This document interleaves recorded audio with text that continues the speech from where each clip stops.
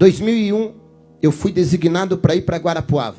E quando eu cheguei em Guarapuava, o irmão Juvenílio cuidava da parte da limpeza da igreja. Fazia uma semana que eu estava como pastor, ele entrou no meu gabinete, no meu escritório, e falou: pastor, eu vim ver se o senhor vai permitir, com molho de chave, que eu continue com as chaves da igreja. Eu tenho todas as chaves dos escritórios, dos departamentos aqui, porque eu faço a limpeza da igreja. Aí eu falei: mas, irmão Juvenílio, quanto a igreja lhe paga por mês? A igreja estava enfrentando algumas dificuldades financeiras, para a gente ver se a igreja vai ter condições de continuar pagando. Ele olhou para mim e falou: pelo amor de Deus, pastor, não fale em dinheiro para mim. Eu falei: por quê? Ele falou: não, eu sou aposentado, pastor. Eu limpo a igreja, mas eu não cobro nada.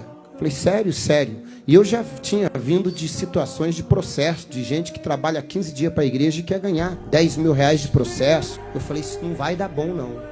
Quanto tempo faz? Ele falou: faz uns 3, 4 anos, desde que me converti. Eu falei: se esse irmão levar a igreja na justiça... Quantas vezes o senhor limpa a igreja? Ele falou: quase todo dia eu venho de manhãzinha limpar. Eu falei: piorou. Eu fiquei pensando na minha cabeça. Mas eu falei: tá bom, irmão, pode seguir então. Eu falei: eu vou observando. Que aí você vai conhecendo a pessoa, tal.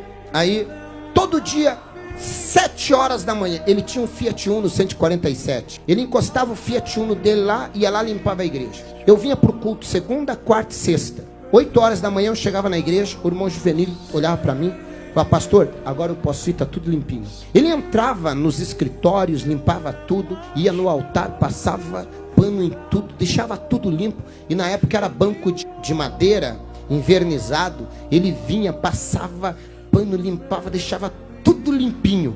E aí ia para casa, voltava, resolvia os problemas dele pela manhã, voltava no culto da tarde. Eu fui tentando identificar se ele tinha algum perfil de amanhã ou depois levar a igreja na justiça. Eu nunca vi ele reclamando de nada. Eu falei: mas vou ficar atento. Até que um dia ele entrou no meu gabinete e falou assim: pastor, eu queria lhe pedir uma autorização. Eu falei: pois não. Ele falou: pastor, me perdoe, mas eu fiz de tudo para poder mudar um horário de consulta. E o médico não tem outro horário, só pode me atender 8 da manhã. Eu estou com alguns problemas de saúde e eu queria pedir se o senhor me libera de eu limpar a igreja esta quarta-feira. Só que se o senhor disser que não tem problema, eu remarco consulta de novo, espero, era pelo SUS, espero nem que demore 6 meses, mas eu não vou abrir mão de cuidar da igreja para uma consulta. Eu falei: irmão Juvenílio, quanto o senhor ganha para limpar a igreja? Ele falou: não, nada, pastor. Eu falei: irmão Juvenílio, o senhor não é um funcionário, o senhor não tem carteira assinada. O senhor não precisa nem justificar. É problema de saúde, vai cuidar da tua saúde. Eu falei: pastor, o senhor não vai ficar bravo comigo? Eu falei: meu Deus, esse irmão é diferenciado. Eu falei: tem gente que arruma ganhando, arruma desculpa para não ir.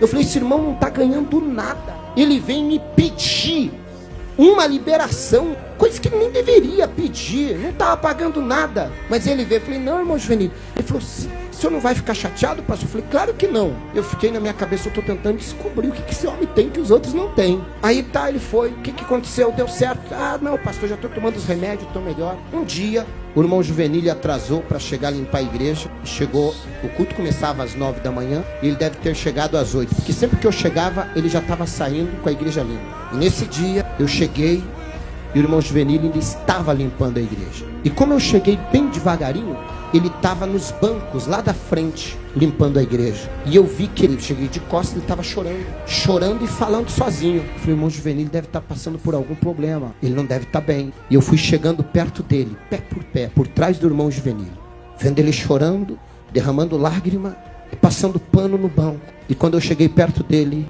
eu ouvi a oração de alguém que realmente serve a Deus. E ele estava assim: Senhor, eu era um bêbado, minha família ia se perder, eu não valia nada. E a Bíblia diz, antigamente, só podia entrar no teu santuário os levitas para auxiliar na limpeza.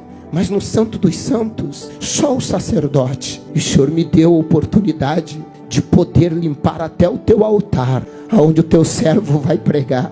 Eu, um bêbado, estaria morto se não fosse o Senhor. E agora o Senhor me dá o privilégio de limpar o teu templo, o teu santo templo. Isso é um privilégio que não tem dinheiro que pague. E aí ele orou e falou: Senhor, quem sentar nesse banco seja alcançado por cura.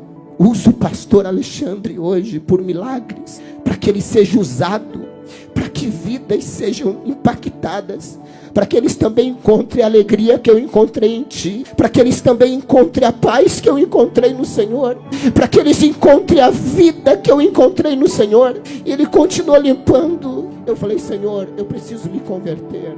O culto não era eu que estava fazendo, era Ele que estava preparando.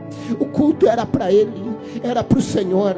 Naquele dia eu senti que nada do que eu achava que eu era. Naquele dia eu vi alguém com uma conversão muito grande. Naquele dia saiu toda a preocupação minha com respeito: esse homem vai levar a igreja para a justiça reivindicando direito. Ao contrário, esse homem se sentia o mais privilegiado de poder fazer qualquer coisa para o reino de Deus. E cada vez que eu acho que eu sou o dono do altar, que eu sou o pastor, presidente da igreja, eu lembro dele, eu falo: eu não sou nada, eu só sou um privilegiado, que ele me deu o privilégio de assumir o altar, para falar do amor dele, para pregar o evangelho. Isso é conversão, isso é servir a Deus com alegria, isso é reconhecimento de quem nós éramos e de quem nós somos. Gratidão, gratidão. Entrai pelas portas dele com gratidão. Era ali o espírito de gratidão do irmão Juvenílio me convenceu. O espírito de gratidão me fez entender que quando você serve com amor, com temor e com gratidão, você consegue manter isso.